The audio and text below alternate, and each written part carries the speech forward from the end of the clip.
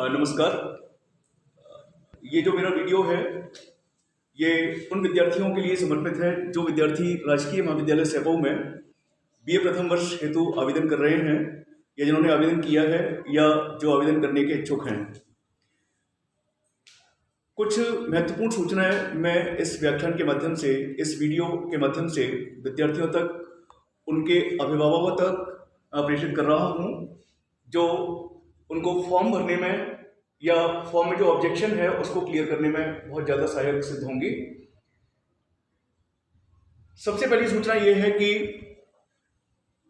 प्रवेश हेतु आवेदन की अंतिम तिथि बढ़ाकर 14 सितंबर 2021 कर दी गई है।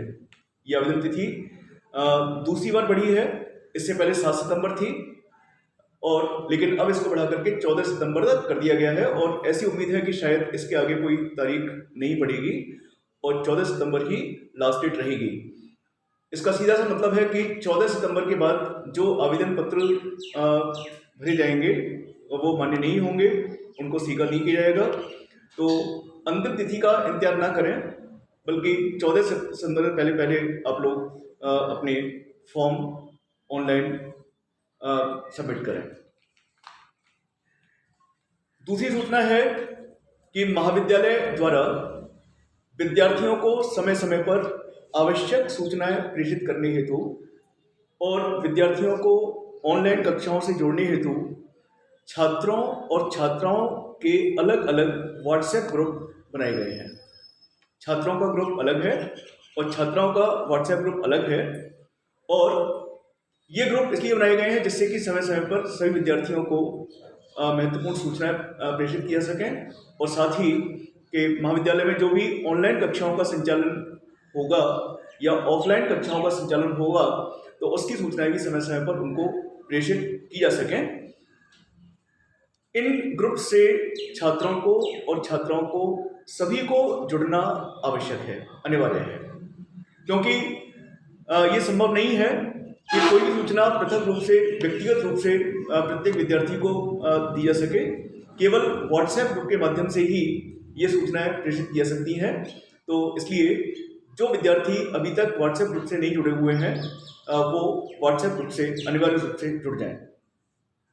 जिन्होंने अपना व्हाट्सएप नंबर नहीं दिया है वे अविलंब महाविद्यालय आकर अपना व्हाट्सएप नंबर जुड़वाएं।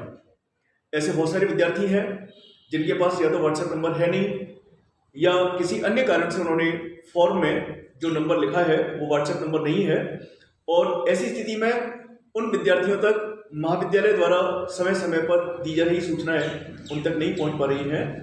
तो वे सभी विद्यार्थी जो व्हाट्सएप ग्रुप से जुड़े हुए हैं वो उन विद्यार्थियों को, अपने साथियों को ये सूचित अवश्य कर दें कि अगर उन्होंने अपना व्हाट्सएप नंबर महाविद्यालय को नहीं दिया है अभी तक, फॉर्म में अगर कोई दूसरा नंबर लिखा है तो वो किसी भी व्हाट्सएप नंबर को अनिवार्य रूप से महाविद्यालय में आकर के जुड़ पाएं।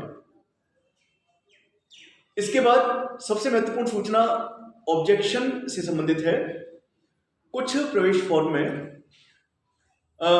कई आधारों पर ऑब्जेक्शन है, अर्थात वो फॉर्म अभी क्लियर नहीं है, ऑब्जेक्शन में है और ये फॉर्म तब तक प्रोसेसिंग में नहीं होंगे, तब तक प्रोसेस नहीं किया जा सकता इनको जब तक कि ऑब्जेक्शन क्लियर ना हो। अभी तक ऑब्जेक्शन ई मित्र से क्लियर होता था, लेकिन इस वर्ष जो ऑब्जेक्शन है वो महाविद्यालय से ही क्लियर होंगे, ई मित्र से क्लियर नहीं होंगे। तो जो ऑब्जेक्शन है उनको 3 दिन के अंदर समस्त प्रमाण पत्रों के साथ विद्यार्थी महाविद्यालय आकर क्लियर करवाएं, अन्यथा उनका प्रवेश आवेदन निरस्त कर दिया जाएगा। तो ऑब्जेक्शन क्लियर करवाना अनिवार्य है। अगर कोई ऑब्जेक्शन है तो ऑब्जेक्शन किन किन आधार पर है मैं उन आधारों को यहाँ पर बता रहा हूँ, हो सकता है कोई छूट भी रहा हो इसमें। सबसे पहला ऑब्जेक्शन तो गैप सर्टिफिकेट को लेकर के है।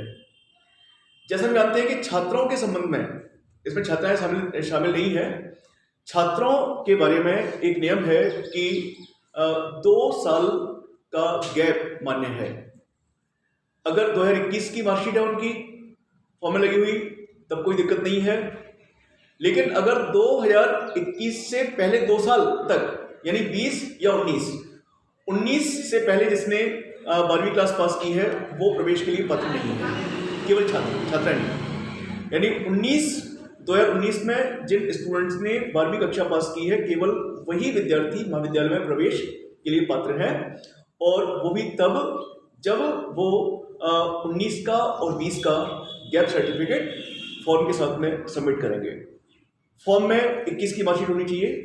अगर 21 की मार्कशीट नहीं है तो दो कारण हो सकते हैं कि हो सकता है कि वो विद्यार्थी घर पर रह करके कुछ तैयारी कर रहा हो, या हो सकता है कि उसने विगत 2 वर्षों में कुछ और भी काम किया हो, कहीं और पढ़ा हो।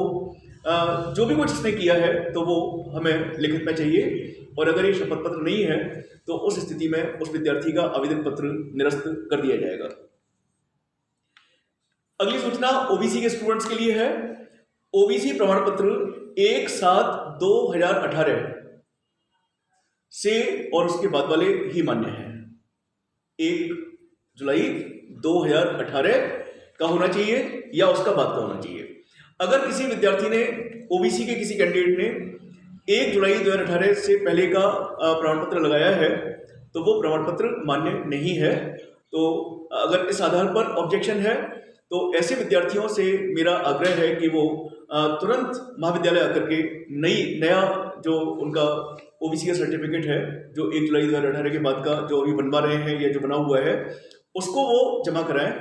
अगर वो ऐसा सर्टिफिकेट जमा कराने में असमर्थ रहते हैं तो उन स्टूडेंट्स को जनरल कैटेगरी का कैंडिडेट मानते हुए उनको जनरल में ट्रीट किया जाएगा, और फिर प्रवेश के समय जो ओबीसी के स्टूडेंट्स को जो लाभ देय होते हैं वो लाभ उन विद्यार्थियों को प्राप्त नहीं होंगे।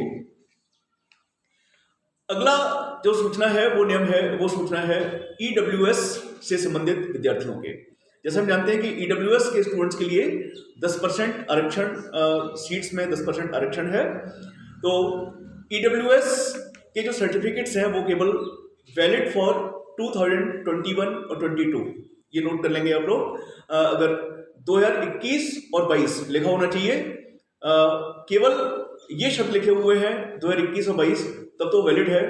अगर इससे पहले का कोई साल लिखा हुआ है तो वो वैलिड नहीं है। तो 2021 और 22 के लिए जो वैलिड लिखा हुआ है केवल ऐसे ही ईडब्ल्यूएस प्रमाण पत्र मान्य है, उससे पहले के ईडब्ल्यूएस सर्टिफिकेट मान्य नहीं है। अगला ऑब्जेक्शन आय प्रमाण पत्र को लेकर के है, जो ज़्यादातर विद्यार्थियों का दोषपूर्ण है। आय प्रमाण पत्र में जो प्रमुख जो गलतियां देखी गई हैं, त्रुटि देखी गई है, एक तो ये कि कहीं पर अभिभावक के या पिता के हस्ताक्षर नहीं है, पहली गलती इस आधार पर वो किया है। दूसरी त्रुटि कुछ विद्यार्थियों ने की है कि आय नहीं लिखी है। आय प्रमाण पत्र है, सिग्नेचर भी है, लेकिन उस पर आय नहीं है। तीसरी त्रुटि जो बहुत ही खतरनाक है वो ये कि विद्यार्थियों ने पिता की जगह पिता का नाम होना चाहिए, वहां अपना नाम लिख रखा है, और अपने नाम की जगह पर पिता का नाम लिख रखा है। जैसे कि आय प्रमाण पत्र पिता के नाम से बनना है, मैं के बाद पिता का नाम आएगा, उसमें लिखा भी हुआ है कि अभिभावक का नाम तो पिता है, पिता अगर नहीं है तो माता का नाम, माँ भी नहीं है तो कोई और अभिभावक है उसका नाम आ जाएगा वहाँ पर, और अभ्यर्थी के स्थान पर कैंडिडेट्स का नाम स्वयं आएगा। तो ये कुछ ऑब्जेक्शन है जिनको 3 दिन में क्लियर करना अनिवार्य है, और अगर ऑब्जेक्शन क्लियर नहीं होता है तो फॉर्म आपका निरस्त कर दिया जाएगा। इसको आगे प्रोसेस नहीं किया जा सकता जब तक कि ऑब्जेक्शन क्लियर नहीं होंगे। तो सभी से मेरा आग्रह है, उन सभी विद्यार्थियों से जो बीए प्रथम वर्ष में महाविद्यालय में प्रवेश ले रहे हैं या प्रवेश के इच्छुक हैं कि वो इन सब नियमों का ध्यान रखें। और विशेष रूप से मेरा आग्रह उन स्टूडेंट से है जिनके फॉर्म ऑब्जेक्शन में है कि वो महाविद्यालय आकर के अपने ऑब्जेक्शन को क्लियर करें, क्योंकि उसमें ऑब्जेक्शन का कारण क्या है ये उसमें फॉर्म में नहीं ऑप्शन है, तो विद्यार्थियों को ये पता नहीं लग पा रहा है कि हमारा फॉर्म ऑब्जेक्शन में क्यों है। तो वो महाविद्यालय में आकर के ही ये पता लग पाएगा कि फॉर्म ऑब्जेक्शन में क्यों है, और ये प्रमुख आधार है ऑब्जेक्शन के। जो भी आपका आधार है तो अपने संबंधित जो मूल प्रमाण पत्र हैं साथ में लेकर के आएँ, और उसके आधार पर अपने ऑब्जेक्शन को अपने फॉर्म से हटाएं, तभी उनका फॉर्म आगे चल के अग्रेसित हो सकता है। और इसके अभाव में ऑब्जेक्शन अगर क्लियर नहीं होता है तो ये फॉर्म अग्रेसित नहीं हो पाएगा।